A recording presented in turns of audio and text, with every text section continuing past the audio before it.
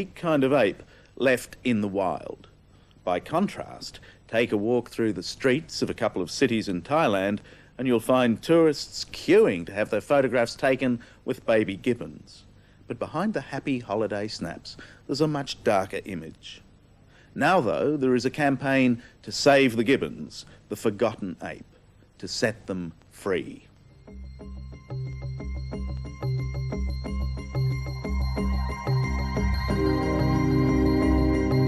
The jungle-clad islands of the Andaman Sea east of Thailand rise steeply from a picture postcard ocean.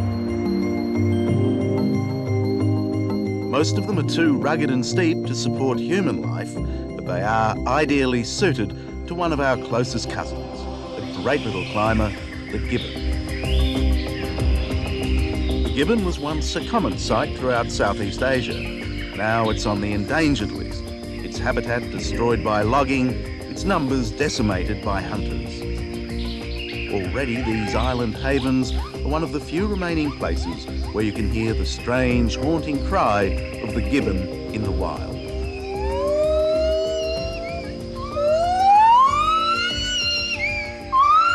People don't know about the gibbon. They know that lots of other animals are very high profile, people know about them, but the gibbon is really the forgotten ape. Leonie Vejajiva is known as the Gibbon Woman of Bangkok. She's the proud adoptive mother of more than 40 noisy gibbons living in her backyard in downtown Bangkok. She knows them all as individuals, but there's a depressing sameness to their personal histories.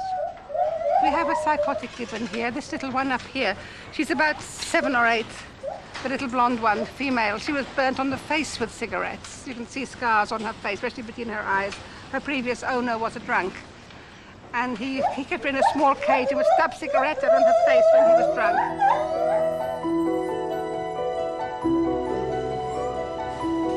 It's the great misfortune of the gibbon that its babies are so cute. People just can't help themselves, they want to take them home. And on this attraction is built a cruel and callous trade. Tell me how a hunter gets a gibbon. They normally go around the rainy season, because that's when the mother gibbons give birth, and they shoot the mothers through the hearts, if they can. Why through the heart? Because when they shoot through the heart, the baby is on the mother's heart, and the mother will instinctively just try and hold the baby. And when she falls, she will hold the baby, and the baby will fall on her body. We have gibbons with no hands, no fingers, sometimes an arm shot away, and the hunters still try and sell them. Do you need gloves for this one? Some bites, yes. And even a baby gibbon can give a nasty bite.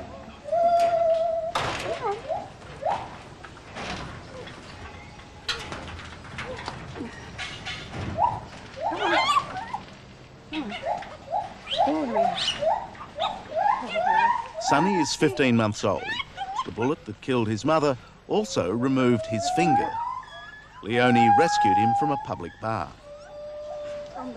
Now, in order for a hunter to get a baby gibbon intact, how many gibbons might be killed in the process? They have to kill 20 mothers and 19 babies to get one living baby for sale, and that living baby might die within the first couple of weeks or not. So you can reckon every gibbon you saw in my back garden, about 50 have died along the way.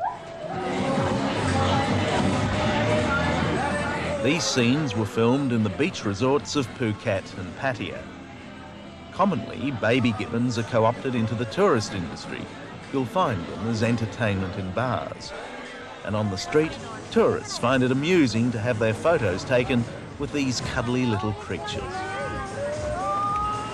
The gibbon goes to sleep at sunset and will awake at sunrise. By keeping them awake for these in Pattaya, to take photographs with tourists, you either have to drug them. All those we've had from Pattaya have been drugged with coffee and amphetamines. Or you just have to keep shaking them, as you saw them doing. They just kept on shaking them to stay awake all the time. It's wicked on the baby gibbons. It makes them so nervous, so stressed, and they die. Sleep time, I'd say sleep time. Tourists who pay for these pictures have no idea what a grim trade they are supporting. Now, all the gibbons you've seen belong to something I call the Dead Mothers Club. Every one of them has a dead mother. Bill, hang on a sec. Bill, Bill. Terence Dylan Morin is a Vietnam veteran and now a zoologist whose passion is to save the gibbon. Come here, Ollie. In the jungle of southern Thailand, he's built a Gibbon Rehabilitation Centre, where gibbons rescued from captivity learn to live among their own kind before being reintroduced into the wild. I started the project with a Swiss Army knife and a bucket. Hawked my Rolex, and I had to at one point because I'd spent all my money on food and care for the gibbons. But the gibbons do not always appear grateful for that care.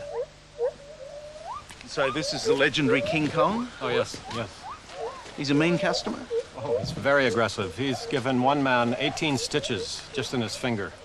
This takes place in seconds. It's like catching a chainsaw. It's just horrible what they can do, and they're so fast. They're so much faster than we are. They're not as lovable as they look. Well, the adults, no. You see, that's the problem. The youngsters are so lovable, and then the adults do what they're supposed to do. They become wild animals once again. In Bangkok, when your cute little baby gibbon grows up and you have to turn your house into a maximum security wing, then it's time to summon Leonie, the gibbon woman. Mr. Kongsak's been waiting now a year for us to take the gibbon. And you've got hundreds of people in situations We have like this. over 500, and we are going to take this gibbon next month, as soon as we can. Like many gibbon owners, Mr. Kongsak really had no idea what he was taking on when he bought a gibbon. He still loves his gibbon, but he's the only one who can get near it. The neighbours are frightened and they're complaining about the noise. If he came down and he'd go straight for you, put his arm around your neck, he'd pull you to him and he'd go for the jugular and he'd kill you. Gibbons are known to have killed zookeepers that way. But he weighs what? He weighs about 8 or 9 kilo. So you can be killed by an 8 or 9 kilo Oh, gibbon. he's got, his fangs are that long. He's obviously very And they strong. are very strong. Those arms are meant for swinging, and they are very strong. Since 1992, it's been illegal in Thailand to purchase a baby gibbon. So the only legal gibbons in the street should now be at least 2 years old. Yet, on this night, within minutes, street photographers offered me a baby gibbon. You scared? Cash sale, on the spot, $300. A moment later, though, the Thai authorities pounced.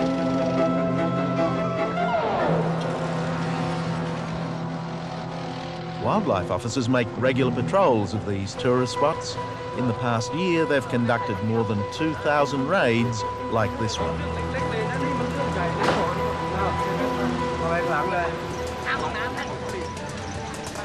Sadly, the baby gibbons have bonded with their exploiters, and so for a second time, they will lose their mother figure. But for the gibbon squad, it's a good result.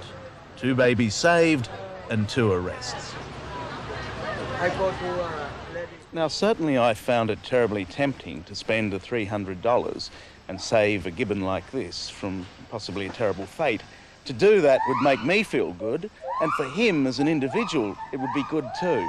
But it wouldn't be good for the species. What would happen is, in fact, that I'd be encouraging another hunter to go out to shoot another gibbon in order to secure another young one.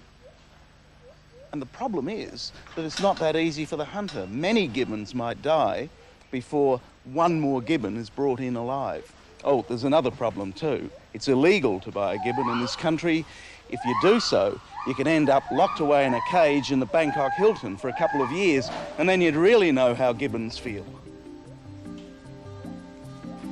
Is that all right? I'm finished. You can go now. Unlike the gorilla or the orangutan. Oh, yes. And this is the only ape that walks. It's a big day. After a lifetime in captivity, 2 of Terence's gibbons are on their way back to the wild. They're to be released on one of the uninhabited islands of the Andaman Sea, hopefully to breed there. Bad weather is on the way and the sea is rising, adding to the urgency of our mission.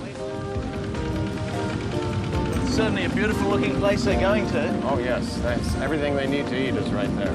This is the most dangerous part of the program. In the past, gibbons have attacked the hand that freed them.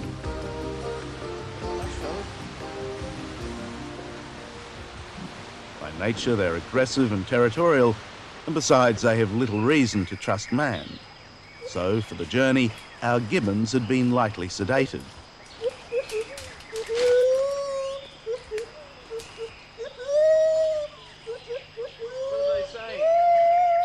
They're very nervous.